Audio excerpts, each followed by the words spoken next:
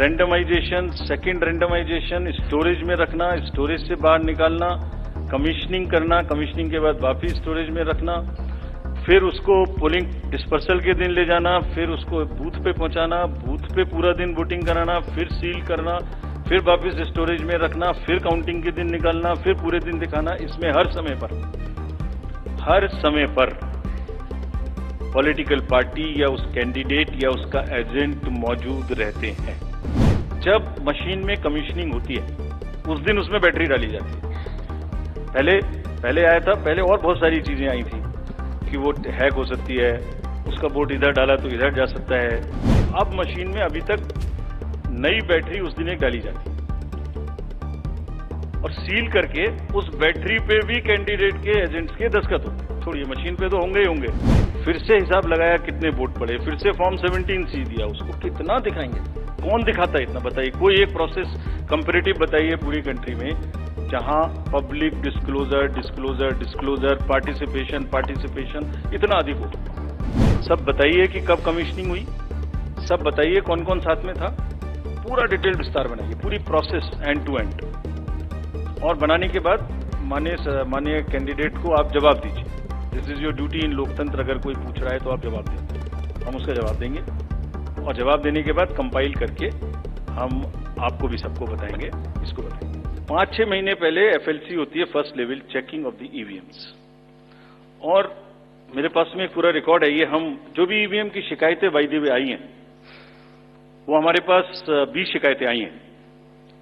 हर 20 शिकायत का हम इंडिविजुअल जवाब देंगे, फैक्ट बाय फैक्ट। सो इसमें कोई डाउट नहीं है।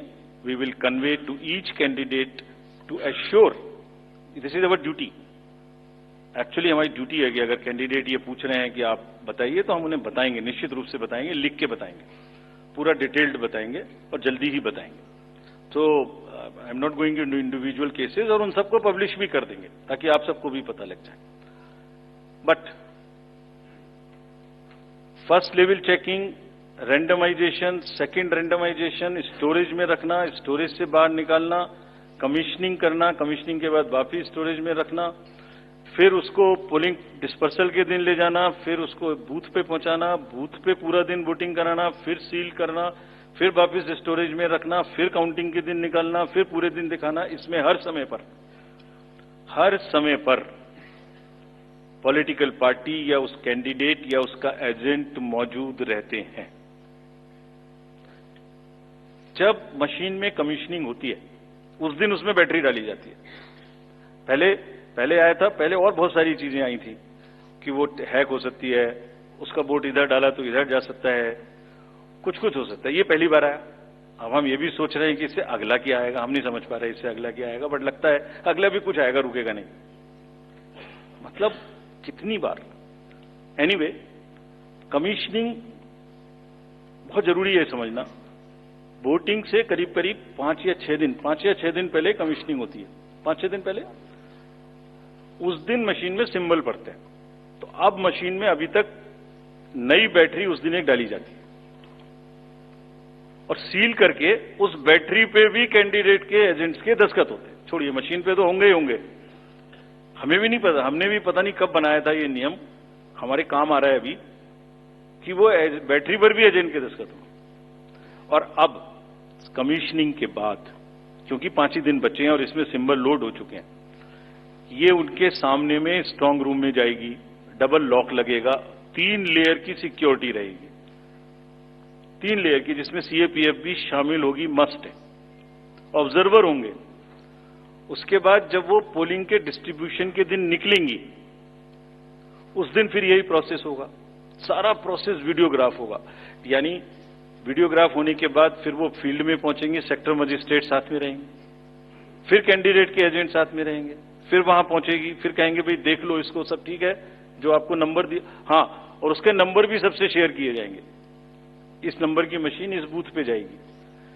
फिर जब वो बूथ पे पहुंच गई तो कहें भाई मिला लो आप, इसी नंबर की है कि नहीं है, वोट भी डाल के देख लो 50 कि ठीक है कि नहीं है। किसी ने 50 डाले, किसी ने 20 डाले, किसी ने कहा नहीं हमें ठीक है, हम नहीं डालेंगे। किसी स्टेज में किसी बूथ पर 20 कैंडिडेट हैं, किसी पर 5 कैंडिडेट हैं, किसी पर 5 ने कम वोट डाले, किसी ने ज्यादा डाले, बैटरी उसी हिसाब से यूज। फिर पूरे दिन वोटिंग हुई, तब एक एक वोट का हिसाब रखा, फिर बंद हुआ। बंद होने के समय में एंड ऑफ क्लोज ऑफ पोल में फिर से दस्तखत कराए, फिर से हिसाब लगाया कितने वोट पड़े, फिर से फॉर्म 17C दिया। उसको कितना दिखाएंगे, कौन दिखाता है इतना, बताइए। कोई एक प्रोसेस कंपैरेटिव बताइए पूरी कंट्री में जहां public disclosure disclosure disclosure participation participation इतना अधिक हो, कोई ये बताइए प्रोसेस। उसके बाद में बंद करने के बाद में उसको स्ट्रांग रूम में बंद किया, फिर काउंटिंग के समय निकाला तो एक बैरिकेटिंग लगाई, उस बैरिकेटिंग के बीच में से जाएंगे, इधर उधर से नहीं जाएंगे ताकि कोई मिक्सअप ना हो। अच्छा, मिक्सअप कैसे होगा, वो नंबर हमने आपको दिया हुआ है। जब काउंटिंग में पहुंचे तो फिर कहें भाई चेक कर लो, फिर 17C से चेक कर लो, round wise round this is happening. And there is a provision for objecting to any of the issue relating to this at any stage, which has not happened. So, हम individual जिसने वो बिल्कुल safe है, बिल्कुल robust है। अच्छा, और मैं बताता हूं आपको, आप पिछले 15-20 इलेक्शंस देख लीजिए, it is giving results after results differently. जहां मतलब ऐसा नहीं हो सकता कि जब पसंद का रिजल्ट ना आए तभी गलत है, ऐसा नहीं हो सकता। एनीवे, हम सबका इंडिविजुअल जवाब देंगे और आपको भी बताएंगे, उसको वेबसाइट पे डलवाएंगे, जवाब दे देंगे आपको। एक FAQ भी बनाएंगे उसका, बताता हूं मैं आपको। बट इसमें थोड़ा सा, चलिए आप अपना प्रश्न पूछ लीजिए, अभी ये बता देता हूं जी, बता दे। ये भी इसी के साथ बता दे। Will take some questions from the, नहीं, ये प्रभु जी का इसके साथ ही बता देता हूं। जैसे मैंने पहले बताया, ये एक सिंगल यूज बैटरी है। जब ये पड़ेगी तो 5, 6, 7 दिन के लिए इस्तेमाल होगी।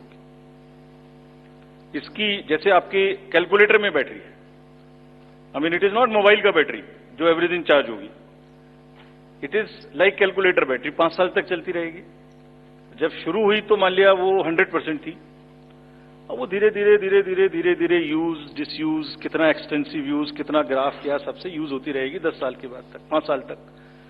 5 साल में जब बंद होगी तो पता लगा उससे पहले 3-4% थी, आपको पता नहीं लगेगा, सडनली बंद हो जाएगी। बट हमने प्रोविजन बनाया हुआ है कि जब इनिशियल ये शुरू होगी तो इसकी 2 चीज हुई, एक परसेंटेज ऑफ चार्ज, एक output. Output is in terms of voltage, it's a very low required voltage which the machines require. So anything between 7.4 to 8 volt is considered कि ये बिल्कुल परफेक्ट स्थिति में है और इसको आप डाल सकते हैं। तो it is initially marked as that yes it is okay, go ahead, 99% it is charged.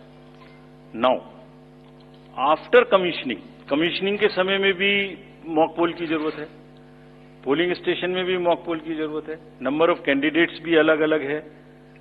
सो ये एवरीथिंग कैन डिफर डिफरेंटली, और जब भी वोल्टेज 7.4 से नीचे आएगी तभी ये एक्चुअल वो दिखाना शुरू कर देगी। This is how it is designed. And अगर 5.4 या कोई परसेंटेज है उसके आस 5.8, जब 5.8 पर आएगी तो ये सिग्नल देगी, जैसे गाड़ी सिग्नल देती है येलो बटन दबा के कि अब ये बंद होने वाली है, so please replace. This is what it is. But for general, जिससे कि टेक्निकल लोग भी इसका एग्जामिन कर सकें, आप लोग भी जान सकें, हम इसका एक बिल्कुल डिटेल बना के, जितना मैंने बताया इससे भी ज्यादा विस्तार में, इसको FAQ में डालेंगे। और जो भी सदस्य गणों ने, जो कंटेस्टिंग कैंडिडेट्स ने हमसे पूछा है और जो पार्टीज ने हमसे पूछा है, उनका हम बहुत इज्जत के साथ, बहुत सम्मान के साथ पूरा जवाब देंगे। और जैसे जैसे आरओज अपना अपना जवाब दे देंगे, we have asked all ROs 20 कि आप सब डॉक्यूमेंट करिए, सब बताइए कि कब कमीशनिंग हुई, सब बताइए कौन कौन साथ में था, पूरा डिटेल विस्तार बनाइए, पूरी प्रोसेस एंड टू एंड। और बनाने के बाद माननीय कैंडिडेट को आप जवाब दीजिए। दिस इज योर ड्यूटी इन लोकतंत्र। अगर कोई पूछ रहा है तो आप जवाब दें, हम उसका जवाब देंगे। और जवाब देने के बाद कंपाइल करके हम आपको भी सबको बताएंगे, इसको बताएंगे। हमसे जुड़े रहने के लिए हमारे YouTube चैनल को सब्सक्राइब करें और नई वीडियो की नोटिफिकेशन के लिए बेल आइकॉन को दबाएं। अगर आप ये वीडियो Facebook पर देख रहे हैं तो लाइक जरूर करें और ज्यादा से ज्यादा शेयर करें। धन्यवाद।